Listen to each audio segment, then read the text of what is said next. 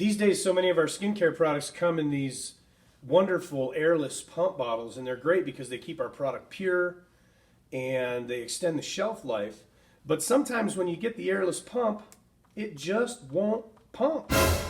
So here's a little quick fix that might help. Before you go to all the trouble of returning it, get yourself a paper clip, and in some of your airless pump bottles, there'll be a hole right here in the bottom, and you can just press up to reattach the base plate plunger thingy that's come loose.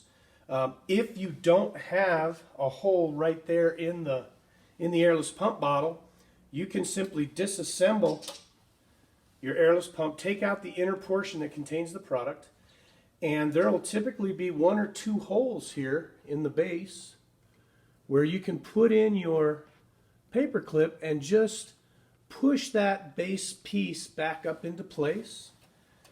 And then when you put your airless pump back together, in just a few minutes, with very little trouble at all, now it'll pump.